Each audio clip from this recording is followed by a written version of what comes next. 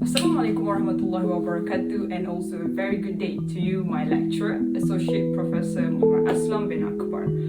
So as of today, I will elaborate more about the term paper that I just produced, entitled Labor and Population Policy.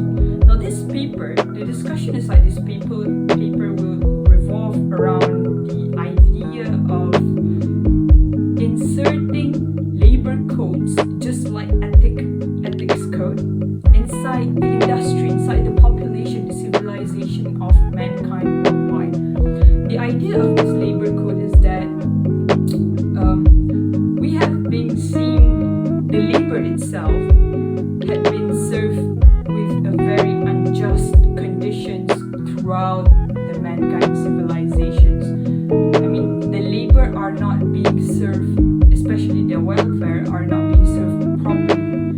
So the discussion of paper will talk about changing the system and make it better in terms of putting codes or moral, more than talking about amending the law, because the labor law exists throughout the whole world, but to amend and change the law, it might take time. So we will talk about labor codes or labor moral and how can we actually insert it inside the system of any administration worldwide. Now this paper will also compare and contrast a little bit about the economy and mainly touch about the labor worldview of Islam in the West, how Islam in the West both view labor. Okay. There are common grounds between the West and Islam when it comes to labor. Like the biggest difference between labor in the eyes or in the lens of Islam and the West is purpose, the very fundamental thing that dictates how we treat labor. Purpose is something that Islam embedded in us to understand our daily actions, hence our manifestations of humanity towards labor, how we interpret labor, how we deal with them, how we manage with them, have a purpose that is according to the will of God and to be accountable in the hereafter. But in the West, they did not inculcate purpose in terms of managing surveys, handling labor. Hence, when there is no purpose, they would treat labor as a mere machineries, a mere working things to reap the best out of them in the names of productivity. And that is what differentiates labor in the eyes of, in the lens of Islam and the West. But there are also common grounds between how the Islam and the West perceive economy as a whole, or mainly labor or anything in this world. A Christian theologian named Sergei Bulgakov actually quoted that labor is the man, or labor is the core resources in economy, the core resources that drive economy towards the will of God. So he's saying that labor is not a mere machineries, but they are the most fundamental resources we have. Among all the four resources is land, entrepreneurship, labor, and another one is, pardon me, I couldn't recall. But Sergei Bulgakov said that the most fundamental things to give attention is labor, because labor are actually the one who drive everything in the will of God. So Sergei Bulgakov mentioned that. The similarity that we could find towards labor in the eyes of the West and Islam is ideology. Sergei Bulgakov mentioned that ideology is the fundamental things that we could find in common, or the common ground that we all as civilization and mankind could find in order to progress, to move, to improve and improvise our everyday life, our perspective, and also our civilizations. Hence, with ideology itself is how I'm going to elaborate how to insert labor code into the system in terms of ideas, the reason why we should care about the labor more and give them attention and take care of their welfare, and to solve a few problems in the population. Bringing about the history of labor and how it derived, where does the world view or the world get the idea of how labor is and how they would treat them? Okay, during the ancient Greek and also the China dynasty, and also back to the Jahiliyyah time of Prophet Sallallahu Alaihi Wasallam, right? If Akbar Ahmed said that during Prophet's time, the employer-employee relationship is being connoted as master-slave. So slave kind of give the idea how labor are being shaped, defined, and treated nowadays. And furthermore, to add into that, many countries in the world were being colonized back then during World War I and World War II. So the definition of labor, the way how we see labor, our worldview of labor, and also the judicial system in terms of labor, most of them stems from the system that was being brought by the colonizers of country. That's why in most Islamic country nowadays, as Ahmed mentioned, their labor treatment and also their judicial system towards the labor mostly are influenced by the colonizers back then. That's why we see labor, Islam very much emphasizes on morals and ethics and value, but when it comes to labor, least attention are being given in the judicial system worldwide, including Islamic countries. Okay, so now we're going to talk about labor codes in terms of what is the key components of labor codes before we want to implement in the system.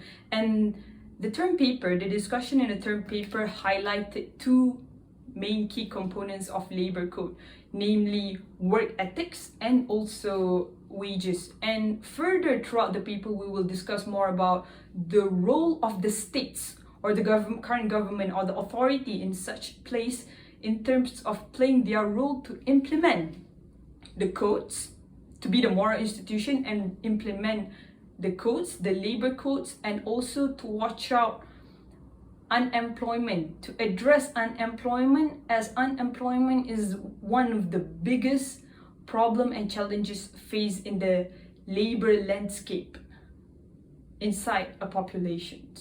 Work ethics. Okay, the first key component of labor codes that we are about to discuss is about work ethics. When it comes to work ethics, the highlight goes to the employer, as employer are the one who will be more ethical towards the labor. It's like how industry implement code of ethics or ethical code. Labor needs a code as well to safeguard the actions of employee and mainly employer. When it comes to ethics, as again mentioned in the earlier times of the paper, labor could not be viewed as merely machineries which all of the energy or all of the capabilities inside them are being reaped and being used or being indicated as their productivity. Labor cannot be burdened more than what they can do. And that is one of the things that employer really needs to understand when it comes to ethics towards labor. Now, the second key components for me is the most interesting part of this paper, where it touched about labor welfare. Okay, wages is very much closely related on the biggest welfare about labor. Al-Bukhari narrated a hadith by Prophet Mohamed that said, labor is like a brother to you whom God made them as your subordinates. So in this hadith, we are seeing that God entrusted a labor to us, the employee, as a family, as a subordinate person who we need to work together. Hence, we cannot oppress them, including the things that we compensate to them. Now, labor, when we talk about labor and wages, wages are the things that will be compensated to labor as their hard work. But the problem nowadays is most of the most of the wages that being given cannot help labor to cover their basic needs or to sustain their life. Okay, so in this paper, the discussion again revolve around the idea of, in Islam, a wage that should be given to labor is a wage that could cover their basic needs, that is sufficient for them to live, to cover themselves and the family that they are feeding for. So there's this one term that is being called a living wage. Wage that should be given to labor is a living wage, where it considers everything. It considers the place, the expenses of that place, rural or town. It considers the inflation. It considers the amount of things need to be bought. So a living wage needs to be a real wage instead of a nominal wage. That's why by time the minimum wage, we should say, the wage, or in our country we say the very basic is the minimum wage, needs to be increased by time, because there is inflation and the price of things keep on increasing. Hence, when it comes to wage, what is being given to the labor, or the minimum wage being given to labor, needs to consider their welfare so that they could cover the basic needs to live a humane life. Talking about the minimum wage, after this we will go into the topic of the role of states or authority of the current government of that time. But before we are going there, I'm going to touch on the several aspect of view of labor. Okay, now when we talk about labor, there were other minorities group that we rarely emphasize their problems when it comes to labor. Example I will give to you, like the disabled. Okay, according to Sustainable Development Goals by the United Nations, one of their goals is to have inclusivity in every aspect of life. And when we are talking in terms of labor, okay, inclusivity means that we include other groups of minority, either it's the women representations, or it's either the blacks, or most importantly is the one who is differently able than the normal labor. They need to be included in the labor code as well, in the wages as well, and in the work ethics as well, because it is very not humane.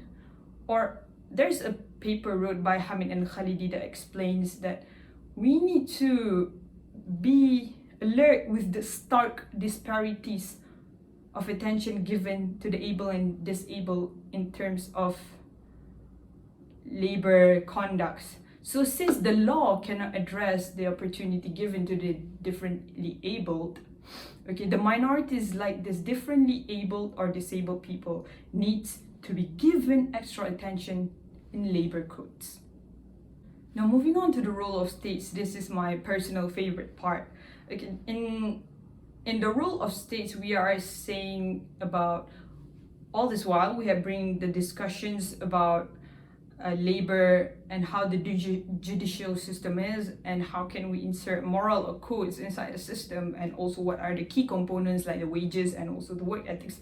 But all in all, we cannot run away from the role of the states or role of the current government or authority as the moral institution or the prominent entity that could move the idea of inserting labor codes inside system, inside civilization, inside countries, and overall of mankind. In this discussion as well, we will include two prominent figures of the West and of Islam in terms of how they shaped labor and how do they address labor problem, okay, in terms of their capacity as an advisor or as a ruler, as a state of their place. Okay, when we are talking about the role of prominent figures or the role of states, we will be comparing these two figures, Nizam al-Mulk in the Islamic worldview and background, and also John Maynard Keynes, the famous economist who derived the Keynesian theory and model from the West, to elaborate more on their contributions, as in the role in Nizam al-Mulk during his time as a wazir in his state. He oftenly plays economics in his political framework, where Nizam al-Mulk would say that you should let the people, you should be aware of the people of your state so they would not be poor and starve. You should cater to the needs, and when it comes to the times that they could not afford food, you should give them food, you should provide them kitchen, you should provide them the necessary resources for them to live. That is the worldview of Nizam al-Mulk. He said that the states play a very important role in coordinating resources so that problems would be solved. And next, we are going in terms of the problem of the states. Most of the problem that derive of insufficiency of food or basic needs, or cannot have the chance to live a proper life, comes from unemployment. Okay, that is one of the prominent problem in population. Talking about unemployment, John Maynard Keynes heavily advocate his life to address this one problem. Now, John Maynard Keynes is a person who studied in Cambridge. He was he lived a decent life. His family have a good background, but he was inspired by two things. First is his teacher, Alfred Marshall, the first person who led him from having the interest in mathematics into politics and economics. Okay. And secondly, after being inspired by Alfred Marshall, John Maynard Keynes attended a conference called Versatile Peace. Pardon me, I'm trying to recall the name of the conference, but the conference emphasized on peace and how we could address peace in many mechanisms, judicial system and law, mostly system that we have the power to change. That time, it inspired Keynes to make this world a better place. And later on, Keynes worked as the advisor to the current prime minister of his time, where he said that the problem that he wanted to, during that time, there was a lot of world war. So countries are fighting and people are losing jobs and people are dying. So Keynes said, the one problem that we gotta address is the problem of people losing job and not getting job because they have to live. Okay, during that time, Keynes, there was a bit of political problem until Keynes gave up, because he said political problems aren't solving the people's real issues. So he gave up. He took the stance of an activist, and he heavily advocate and writes about unemployment and many things. And it can be seen on his two notable books, which are Economic Consequences of Peace and also the General Theory of Unemployment. That is the writing that changed the landscape of how the West perceive economics to be, not just a profit maximization, not just utility driven, but also in terms of welfare, overall welfare. Now that is the story of John Maynard Keynes. These two prominent notable figures, Nizam al-Mulk and also John Maynard Keynes, they heavily touch on one common area, that is about labor, that is about unemployment, that is about fulfilling basic sufficiency in life of people, and about catering the labor market. Okay, during that time, Nizam al-Mulk might not elaborate more about the specific term labor market, but in his life work, it is there.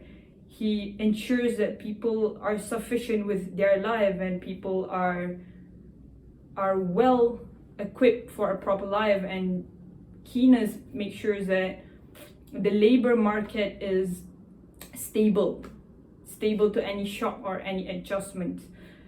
These two people inculcates the importance of the role of the states, or the role of the current authority or the current administration when it comes to solving problem of labor, and when it comes to solving the problem of unemployment, when it comes to make sure that they are okay. And they portray an exemplary life contributions on inserting labor codes without being seen by people, labor codes in their capacity as the states. So the states of the people who are in authority are very much needed to act as a moral institution in terms of inserting labor codes into the system, in terms of making sure that there is prosperity, there is progressiveness, and there is, I shall say, there is a care for the people's welfare, especially when we are talking about labor, the one who drives the economy to grow, the most important resources to drive the economy. Now that this discussion comes to an end, it has been elaborated from the very beginning of what is labor and how labor are being defined and being seen in the old days, and what are the conditions of labor now, how could we improve the conditions with putting labor code instead of waiting for labor law to actually uplift their welfare, and what is the mechanism of labor codes that we could derive in terms of wages and work ethics, and also the role of the states or the current authority to actually play their role in inserting labor codes inside the system. So all of this discussion goes back into the idea that we need a labor code inside the civilization, inside the country, inside the system, inside the landscape of working sector. The labor codes are very much needed because it won't be affecting 10 or hundreds of people, it would be affecting the whole population of mankind. As how we see that there are a lack of moral and ethics in judicial systems that could serve the welfare of the labor, we could try to improve that better without heavily depending on the judicial system, but we could be heavily dependent on labor codes, which is why labor codes is very, very, very much important to be included inside any system worldwide. And I write this paper, and I will conclude this video with my very deepest manifestation of hope that one day I could see the labor codes, this very crucial element of labor codes, are being instilled in the society and the working sector of our country in the future. I hope so, inshallah. And thank you so much, sir, for watching this video, for teaching us, for making me understand, and for making me be able to comprehend more about the discussion and also the writing and the reading and the critical thinking that I should have in terms of labor and the population policy as a whole. Assalamu alaikum.